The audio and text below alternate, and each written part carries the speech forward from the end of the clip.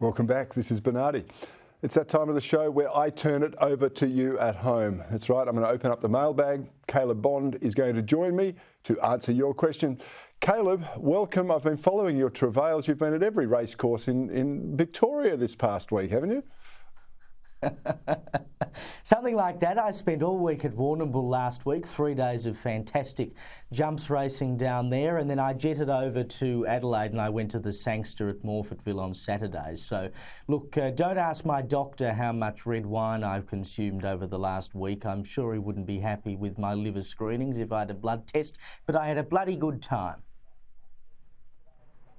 Well, good on you, and I bet you came close to winning fashions on the field again. Maybe you can tell us about that during the show. Let's get into these questions. Vince asks me, he says, given the Liberals have gone teal to appease wayward voters, how does the party return to its roots? And before you answer that, Caleb, and before I do, let's have a look at what New South Wales Treasurer Matt Keane had to say. What will happen if the moderate Liberals lose next Saturday? We've seen the impact of what happens when centre-right parties lose moderate voices. Look at the Republican Party, the party of Lincoln, the party that abolished slavery, is now become the party of Trump, the party of Putin sympathisers and anti-vaxxers. Caleb, I for one, I don't want the coalition to lose particularly, but if they're going to lose, they might as well lose all the wets who have been such a handbrake and drag them to the left. I mean, they're meant to be a conscience within the party, not, you know, an iron grip dragging them to the green zone, are they? Yes, indeed. I mean, I would, if I were the Liberal Party, I'd be worried about losing Frydenberg because, you know, he is has been a steady treasurer and is a possible future leader and is generally a decent sort of guy and can sort of tread the water between the moderates and the conservatives. You know, there are lefties within the party I'd be more than happy to get rid of, Matt Keane chief among them.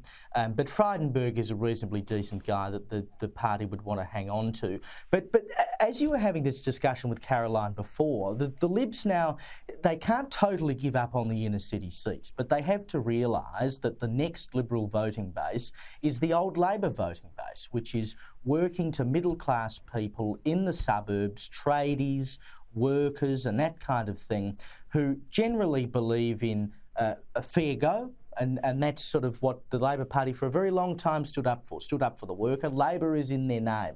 But as Labor has gone more and more to the left, chasing the Green vote, it's opened up a hole for the Libs to jump into. So they've got to make the decision. Do they jump into that hole and look after the working to middle class Australians who have now lost someone to vote for?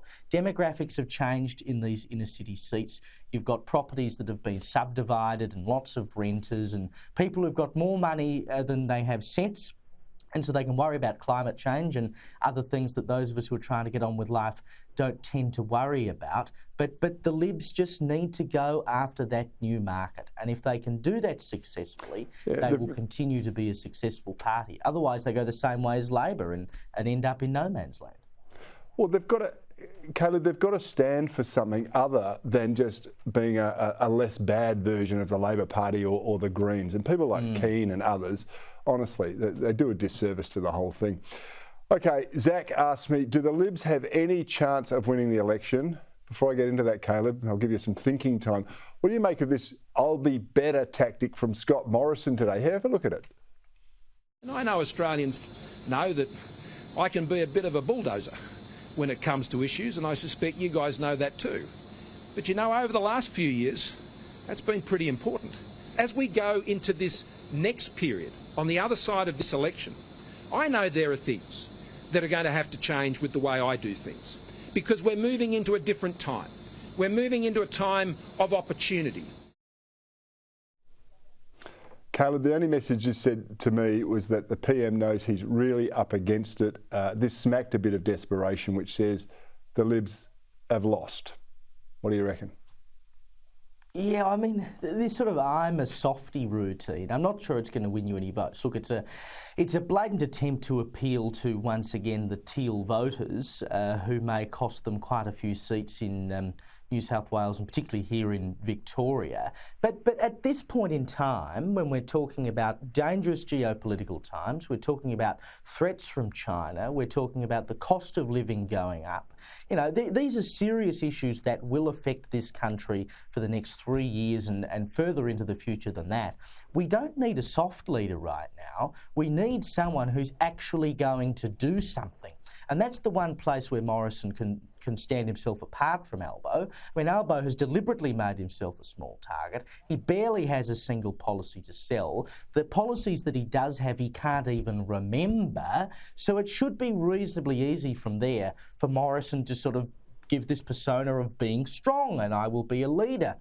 It's the exact opposite of what he did today. I find it quite bizarre, but the answer to the question of whether the government can win this election, look, of course they can. Look at the last election in 2019 when the polls all said that Labor was a shoo-in, the bookies all said Labor was a shoo-in. It is possible. It is definitely possible. But I have to say that if you're a gambling man, Caleb. You love your jumps racing. I'd be backing Labor at the moment. Yeah, you're picking a rank outsider, I think, if you think the coalition's going to get back. Hey, look, I've only got a couple of minutes, but France, Gavin says, France has had success with nuclear. Why doesn't Australia follow the same path? Seems an obvious solution in our obsession with net zero.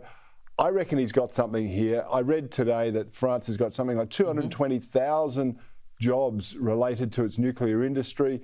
We could be a massive energy producer in this country, which would give us a manufacturing base and a whole bunch of competitive environment. Why didn't Scott Morrison and the Liberal Party embrace this when they had a chance? Buggered if I know. It is actually quite staggering that we haven't considered this, because at the moment there is a ban on nuclear energy in this country, and that was part of a deal that was done in the late 90s to sort of consolidate nuclear laws with the federal government. Previously they were all state laws, and as part of that Victoria demanded that there be a national ban on nuclear energy, and it's remained like that ever since. And the problem with that is that it means no one will go to the bother of actually investigating whether nuclear energy would be economically viable here, because there's no point. It's banned.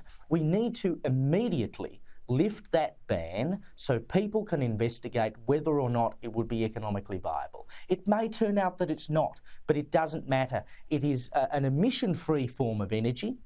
The Greenies should love it, but you say nuclear and they think of Fukushima and children with 3 heads and all sorts of stuff. The Greenies don't actually care about the environment. It was a missed opportunity for the government, and it could cost them dearly. You've got to grasp a nettle, you've got to have strong hands and a firm grip. And unfortunately, it's been a bit too wet for them, I think, in this regard. Caleb Bond, thank you as always for joining me on Bernardi. Love having you on, and keep us informed about where you're travelling over the next week via Twitter.